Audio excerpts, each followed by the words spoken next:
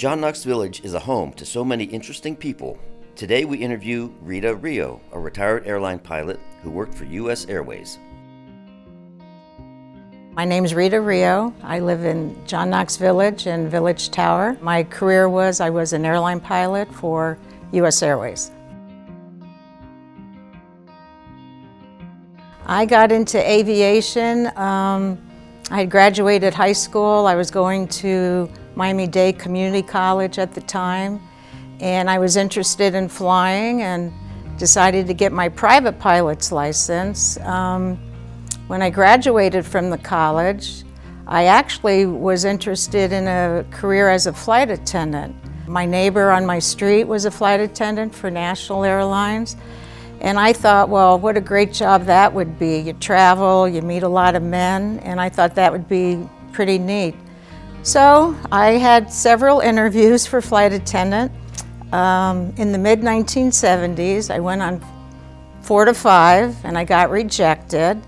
And my mother kind of pushed me to get my pilot's licenses. The women's movement had just started in the 1970s, and she said times were changing. So I said, okay, I'll give it a try. So back then, I never thought I'd ever be a airline pilot, but I got all my training and got jobs and eventually got on with the major airline. Obstacles to being a woman pilot were many in the 70s and the 80s. I had one check pilot a check pilot is like an instructor pilot, and they check your procedures, you know how to fly, what you're doing.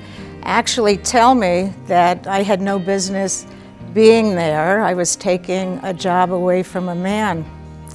So that was a lot of gender harassment early on, and that all kind of vanished in the early 1990s with the airlines. Well, the basic trainer is like a little Cessna 150, a 2-seater, you and the instructor. I can remember a lot was going on at the time as you accelerate down the runway to achieve your takeoff, your liftoff speed of maybe 70 miles per hour, and I thought the whole thing was just exhilarating, and I loved it right away, so it just kind of pushed me to continue on. We do not work a 9-to-5 job.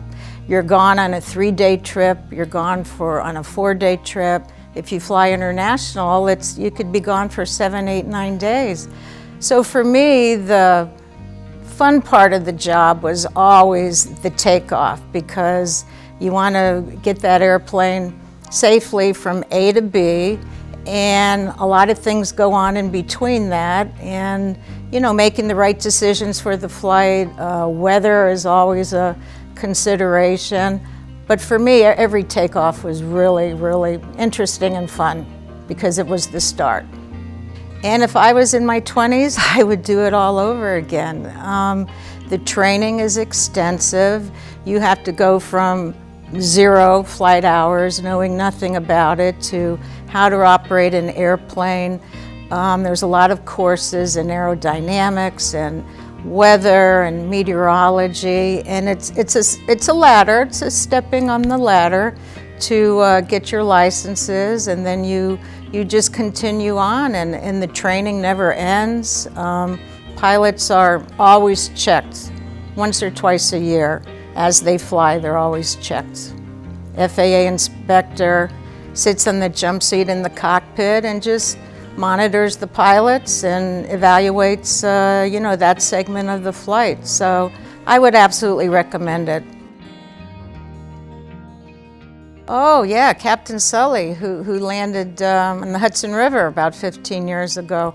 I flew with Sully quite a bit in the MD-80, and then after 9/11, all the airlines parked all the older airplanes. So MD-80s, DC-9s, older 737s were all parked, and they're probably still sitting in the Nevada desert. Sully was a great guy to fly with, very much by the book, very safety-minded, as you saw and how he was portrayed in the movie. So yes, I flew with him quite a bit.